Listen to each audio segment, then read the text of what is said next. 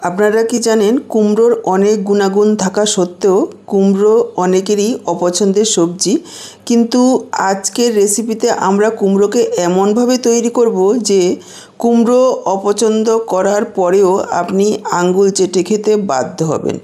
নমস্কার বন্ধুরা, আমি সোমা। আহারে বাহার রান্নাঘরের আরও একটা নতুন পর্বে আপনাদের সবাইকে অনেক অনেক স্বাগত জানিয়ে দারুণ স্বাদের একটা কুমড়োর রেসিপি নিয়ে চলে এসেছি। কুমড়ো আপনারা অনেক রকমভাবে খেয়েছেন। আজকে আমি সম্পূর্ণ নিরামিষ একটি দারুণ নতুন রেসিপি আপনাদের সাথে শেয়ার করব। কুমড়োর রেসিপিটা করার জন্য প্রথমেই দেখুন আমি এখানে হাফ কাপ পরিমাণ ছোলার ডাল নিয়েছি। ডালগুলোকে ধুয়ে প্রায় 3-4 ঘন্টা আগে ভিজিয়ে রেখেছি। ডালগুলো খুব সুন্দরভাবে ভিজে গেছে। এবার তুলে নিচ্ছি একটা মিক্সচার জারে। ডালগুলোকে পেস্ট করে নিতে হবে। দর্শক বন্ধুরা, আজকের পুরো ভিডিওটা দেখুন। আশা করছি আপনাদের নিশ্চয়ই ভীষণ ভালো লাগবে।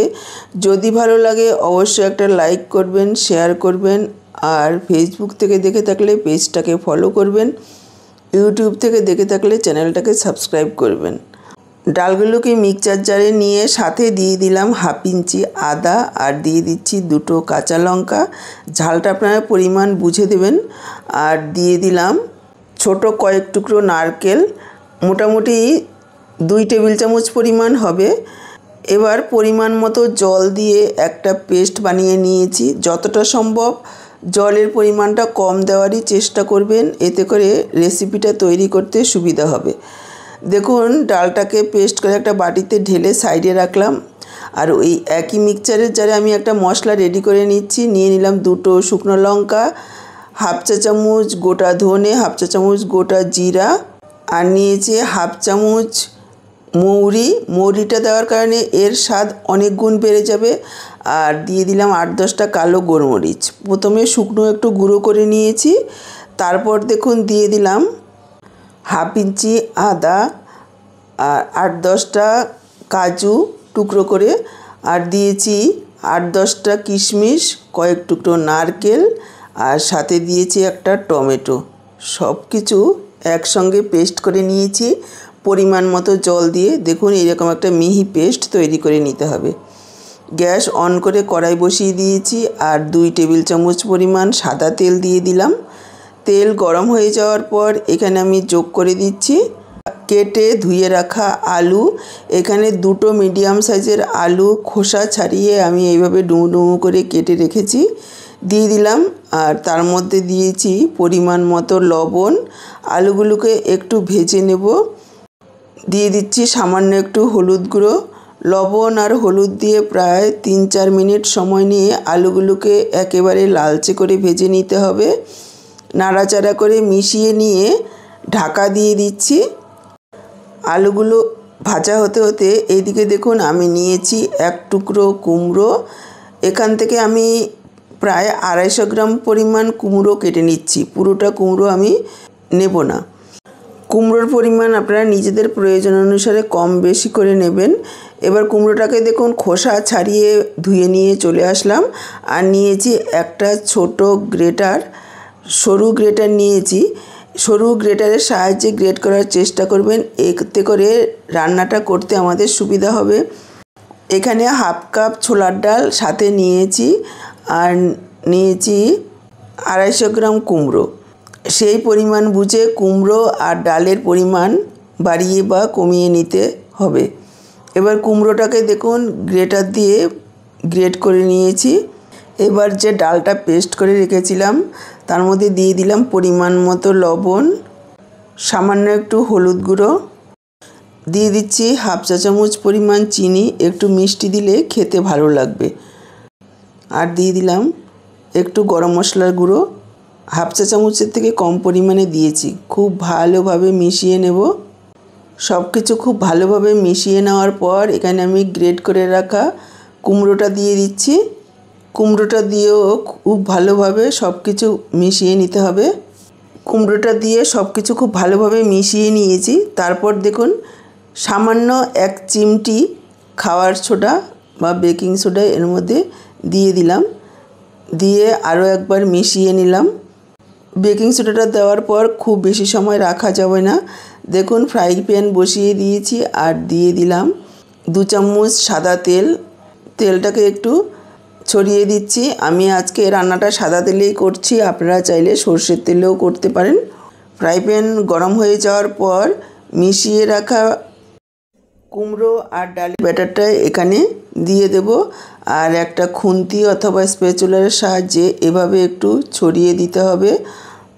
খুব বেশি মোটা করে দেওয়া যাবে না, আবার একেবারে পাতলাও দেওয়া যাবে না, মিডিয়াম সাইজের করে এভাবে ছড়িয়ে দিতে হবে। খুব বেশি মোটা দিলে ভেতর পর্যন্ত ভালোভাবে ভাজা হবে না, আর একেবারে পাতলা দিলে শক্ত হয়ে যাবে। ভালোভাবে ছড়িয়ে দেওয়ার পর ঢাকা দিয়ে প্রায় 4-5 মিনিট সময় নিয়ে এক পিঠ ভেজে নেব, একেবারে লো ফ্লেমে রেখে। গ্যাসের ফ্লেমটাকে বাড়িয়ে দেওয়া যাবে না, তাহলে কিন্তু পুড়ে যাবে। মাঝখানে একবার ঢাকা তুলে একটু তুলে দেখতে হবে যে নিচের পিঠটা কেমন হয়েছে। যদি লালচে হয়ে ভাজা হয়ে যায় তাহলে উল্টে দিতে হবে খুব সাবধানে। ভাজা হতে থাক। সাইডেই দেখুন প্রায় 3-4 মিনিট সময় নিয়ে আলুগুলোকে ভেজে নিয়েছি। এবার আলুগুলোকে তুলে রাখছি। দেখুন এক পিঠ প্রায় 4-5 মিনিট সময় নিয়ে লো ফ্লেমে ভেজে নিয়েছি, খুব সুন্দরভাবে ভাজা হয়ে গেছে। এবার আমি উল্টে দিলাম। উল্টে দিয়ে আবারও ঢাকা দিয়ে আরও 4-5 মিনিট লো ফ্লেমে ভেজে নিতে হবে, যাতে দুই পিঠই খুব ভালোভাবে ভাজা হয়। আলুগুলো ভেজে তুলে নেওয়ার পর কড়াতে যে তেলটা ছিল তার মধ্যে আমি আরও 1 চা চামচ পরিমাণ তেল দিয়ে দিয়েছি। ফোড়নে দিয়ে দিলাম গোটা গরম মশলা, 2 এলাচ, 2 টুকরো দারচিনি আর 1/2 চা চামচ গোটা জিরে। এলাচগুলোকে একটু ফাটিয়ে দিয়ে লো ফ্লেমে কয়েক সেকেন্ডের জন্য ভেজে নিয়েছি, যাতে ফেটে গায়ে না আসে। তারপর দেখুন যোগ করে দিলাম 1/2 চা চামচ হলুদ গুঁড়ো আর 1 চা চামচ কাশ্মীরি লাল লঙ্কার গুঁড়ো। এই সময় গ্যাসের ফ্লেমটাকে একেবারে লোতে রাখতে হবে, তা না হলে কিন্তু গুঁড়ো মশলাটা পুড়ে যাবে। এইভাবে তেলের মধ্যে কাশ্মীরি লাল লঙ্কার গুঁড়ো আর হলুদ গুঁড়ো মিশিয়ে নিলে কালারটা খুব সুন্দর আসবে। তারপর দেখুন আমি যোগ করে দিলাম পেস্ট করে রাখা মশলাটা। মিক্সচার জারটা ধুয়ে অল্প পরিমাণে একটু জল যোগ করে দিলাম, অনেকটাই মশলা লেগেছিল। এবার প্রায় 2-3 মিনিট সময় নিয়ে এভাবে নাড়াচাড়া করে মশলাটাকে কষিয়ে নেব। একটু নাড়াচাড়া করে নেওয়ার পর এখানে আমি যোগ করে দিলাম পরিমাণ মতো লবণ আর 1 চা চামচ চিনি। একটু মিষ্টি দিলে খেতে ভালো লাগবে, যেহেতু সম্পূর্ণ নিরামিষ এতে মিষ্টি হবে না, স্বাদের ব্যালেন্স হবে। তবে মিষ্টিটা একটু বুঝেই যোগ করবেন, যেহেতু মশলার সাথে কিশমিশ দেওয়া রয়েছে, কিশমিশেও কিন্তু একটু মিষ্টত্ব ভাব রয়েছে। তারপর দেখুন প্রায় 2-3 মিনিট সময় নিয়ে এভাবে নাড়াচাড়া করে মিডিয়াম ফ্লেমে মশলাটাকে কষিয়ে নেওয়ার পর এখানে আমি যোগ করে দিচ্ছি ভেজে রাখা আলুগুলো দেওয়ার পর আরও 2-3 মিনিট কষিয়ে নেব।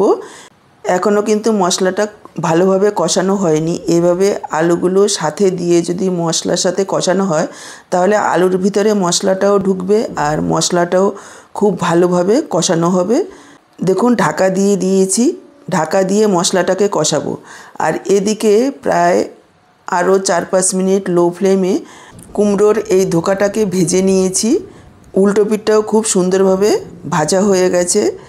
এবার আমি একটা প্লেটে তুলে রাখছি। দেখুন কতটা সুন্দরভাবে ভাজা হয়ে গেছে। এবার একটু ঠান্ডা হতে দেব।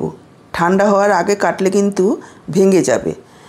দেখুন ঢাকা দিয়ে আরও 2-3 মিনিট কষিয়ে নিয়েছি। মশলা খুব সুন্দরভাবে তেল ছেড়ে দিয়েছে। এভাবেই মশলাটাকে কষিয়ে নেবেন। খুব ভালোভাবে মশলা কষানো না হলে কিন্তু কাঁচা গন্ধ থেকে যাবে, স্বাদ ভালো হবে না। মশলার কাঁচা গন্ধ যাতে কোনো রকমই না থাকে, মশলা যত ভালোভাবে কষানো হবে ততই কিন্তু টেস্ট বাড়বে। মশলাটা ভালোভাবে কষানো হয়ে গেছে। এবার আমি যোগ করে দিচ্ছি জল। জলের পরিমাণটা এমনভাবে দিতে হবে যতটা ঝোল রাখবেন তার থেকে একটু বেশি জলই যোগ করতে হবে।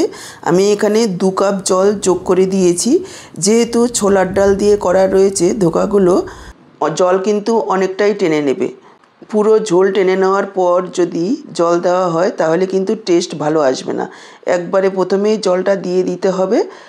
এবার ঢাকা দিয়ে 4-5 মিনিট হাই ফ্লেমে ফুটিয়ে নেব, যাতে আলুগুলো সুন্দরভাবে সেদ্ধ হয়ে যায় আর ঝোলটাও খুব ভালোভাবে ফোটে। এই সময় দেখুন ধোকাগুলো খুব সুন্দরভাবে ঠান্ডা হয়ে গেছে। আমি এইভাবে কেটে নিচ্ছি, আপনারা যেমন খুশি সাইজের করে কেটে নেবেন। দেখুন কতটা সুন্দর তৈরি হয়েছে। চাইলে আপনারা এইভাবে শুধু খেতে পারেন, ভাজা খেতেও বেশ ভালো লাগে। নিরামিষ দিনে এইভাবে রান্না করলে খেয়ে কেউ বুঝতেই পারবেন না যে এটা আপনারা কুমড়ো দিয়ে তৈরি করেছেন। এদিকে দেখুন আরও 3-4 মিনিট রান্না করে নিয়েছি ঢাকা দিয়ে। আলুগুলো খুব সুন্দরভাবে সেদ্ধ হয়ে গেছে আর ঝোলটাও খুব ভালোভাবে ফুটে গেছে। এবার আমি যোগ করে দেব ধোকাগুলো এক এক করে। ধোকাগুলো দেওয়ার পর হালকা হাতে মিশিয়ে নেব। তারপর এখানে যোগ করে দিচ্ছি একটু গরম মশলার গুঁড়ো, অল্প পরিমাণেই দেব, ফোড়নেও গরম মশলা দেওয়া রয়েছে। আর দিয়ে দিলাম 1 চা চামচ ঘি। মিশিয়ে নিয়ে ঢাকা দিয়ে দেব। ঢাকা দিয়ে জাস্ট 2 থেকে 3 মিনিট রান্না করব। খুব বেশি সময় রান্না করব না। দেখুন প্রায় 2-3 মিনিট রান্না করে নেওয়ার পর আমি গ্যাসটাকে অফ করে ঢেকে রেখে দিয়েছি 5 মিনিট। 5 মিনিট পর দেখুন ঢাকাটা তুলেছি, কতটা লোভনীয় হয়েছে দেখতে, খেতেও অসম্ভব টেস্টি হয়। একবার হলেও এইভাবে রান্না করে খেয়ে দেখুন আর কমেন্টে জানান যে আপনাদের কেমন লাগলো। এটা আপনারা গরম ভাত, রুটি, লুচি, পরোটা সব কিছুর সাথে পরিবেশন করতে পারবেন। এমনকি বাড়িতে অতিথি আসলে রান্না করে যদি খাওয়ান তাহলে বুঝতেই পারবে না যে এটা আপনি কি তৈরি করেছেন। একবার হলেও জিজ্ঞাসা করবে যে এটা আপনি কিভাবে রান্না করেছেন। পুরো ভিডিওটা দেখে কেমন লাগলো কমেন্ট বক্সে জানাতে ভুলবেন না। ভালো লাগলে অবশ্যই একটা লাইক করে শেয়ার করে দেবেন। আরও এইরকমই নতুন রেসিপি পাওয়ার জন্য চ্যানেলটাকে সাবস্ক্রাইব করবেন। আজকে এই পর্যন্ত, আবার চলে আসবো নতুন কোনো রেসিপির সাথে। সবাই ভালো থাকুন, সুস্থ থাকুন। সবাইকে অসংখ্য ধন্যবাদ পুরো ভিডিওটা দেখার জন্য।